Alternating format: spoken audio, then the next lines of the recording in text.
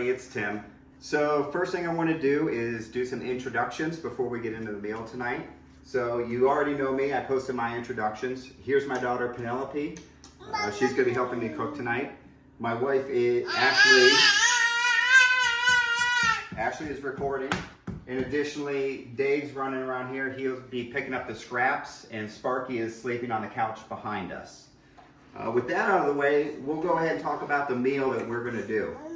So it's going to be kept simple because in this house, simple meals work the best as we try to manage the baby. So tonight we're going to make Bombay chicken with chickpeas and rice. What we did is we've got the sauteed chicken here that we just prepped, and that was just sauteed with oil over the stove, medium-high heat. If you like, you can have that medium rare with a little pink inside. Additionally, we've got the Bombay seasoning with potatoes and chickpeas already mixed in. But in this house, we do like chickpeas. We eat them often. We will be adding additional chickpeas to the mix.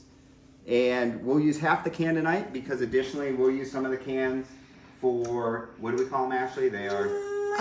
Salt and vinegar roasted chickpeas. Salt and vinegar roasted chickpeas that we will make in the oven later. And then additionally we've got our just white rice, not basmati rice. Basmati rice. So I apologize for that. So the way we will prep the meal, you want some more chicken? Here you go. Yeah? You want up? Maybe a chickpea? She likes... You want to try the chickpea before we prep the meal? It's delicious. At 1-year-old, Penelope does like Indian flavoring. So we'll just take the chicken, we will plate it onto the plate, and Penelope gets her share as well. We've got our Indian seasoning, the Bombay, with potatoes mixed in and chickpeas. You want to help me open this? Yeah.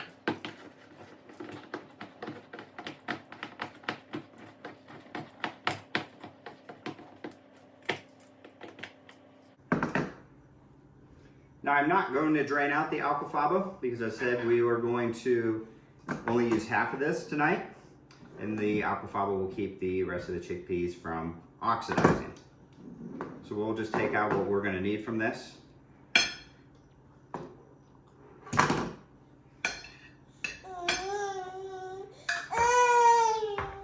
Oh, you're right, I forgot yours. Now these can be a choking hazard for children due to their size and shape. So we will take some of these and the ones that she's going to get, and we'll make sure that those are prepared for her. You want to try that? Here you go.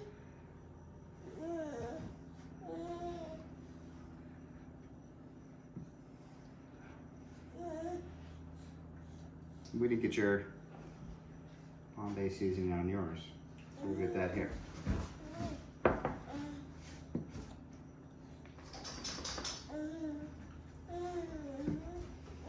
Much more.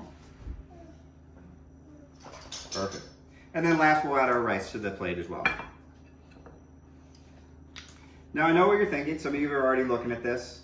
And let me give a few disclaimers here. One is my plating style.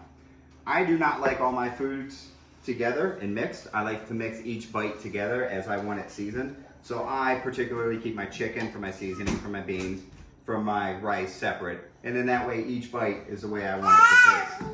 Once more. There you go. And that's what we're going to enjoy for dinner tonight. Now additionally, I do want to take a minute to talk about what we as a class have already been learning about chickpeas, and myself, and how I relate this at home. Because up till now, sustainability has been a second thought to the way I would do things or live my life.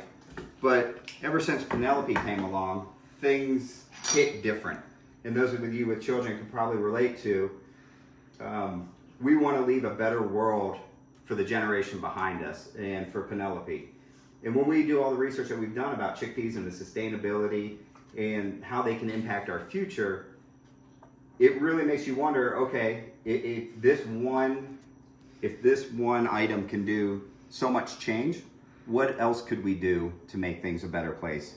And so it starts with chickpeas and saying, yeah, this is a great idea and there's a great future here. But then what's the next product and the next product that we can do to leave a better world for those behind us? Delicious, isn't it? Okay, I'm Tim, and that's the end of the video. Thanks for watching. Say bye, Penny. Bye. Bye.